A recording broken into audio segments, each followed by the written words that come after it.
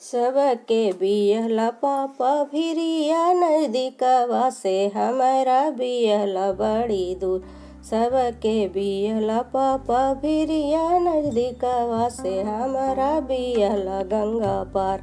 सबके पठेबो बेटी नौआ ब्राह्मण से तोहरा पठेबो जेठोबा।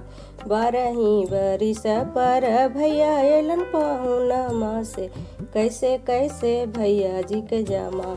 मचिया बैठल तोही ससु ठाकुराइन से कैसे कैसे भैया जी के जामा। कोठी कंधा को पुतहु चुनी खुदी चौकरवा से पीसी कूटी भैया जी के जमाई। अगिया लगे वो सासू चुनी खुदी चौकरवा से बजड़ा खासे वो तो हर घर। अगिया लगे वो सासू चुनी खुदी चौकरवा से बजड़ा खासे वो तो हर घर। बाबूजी ने तेलन सासू गालो के लौ के टवा से ओहे बेची भैया जी के जामा। पापा जी ने देलन सासू गालो के लौ के टवा से ओहे बेची भैया जी के जमाम। सठिया कूटिए कूटी भतवा बनैली ऐसे मूंगिया दररी के दाल। बैगना चीरिए चीरी भुंजिया बनैली ऐसे भैया जी के जामेले बोला। बैगना चीरिए चीरी भुंजिया बनैली ऐसे भैया जी के जमेले बोला।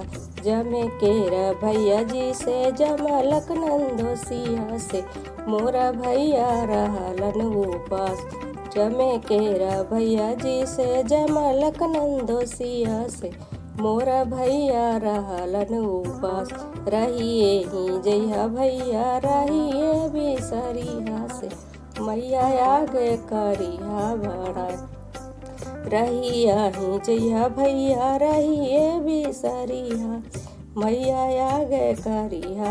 मैया मोरा सुनतर भैया गंगा डूबी मरता मोरा बेटी दिवसा गमा।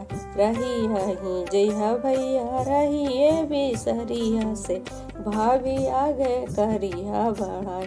भाभी मोरा सुनतन भैया देतल ओला से मोरा स्वामी रहलन उपास।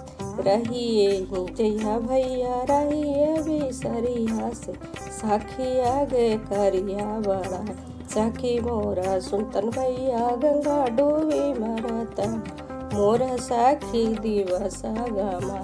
सबके बियला पापा भिरिया नजदीकवा से हमारा बियला गंगा पार।